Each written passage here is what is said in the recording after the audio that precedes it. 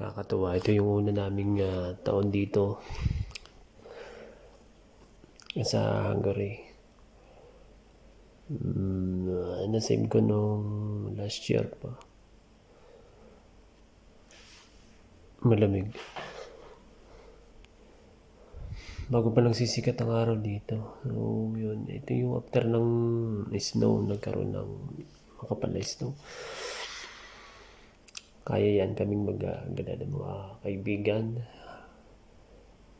Hanggang sa pumunta kami sa bundok.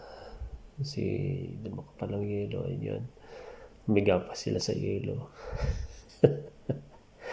wala na ito sa atin. Kaya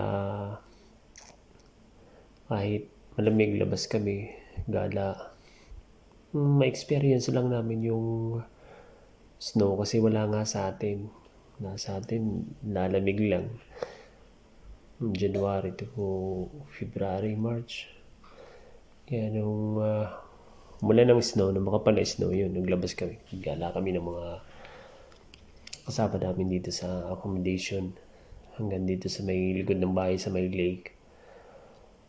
Wala naman kaming ibang gagalaan kundi bundok at salamat sa panunood.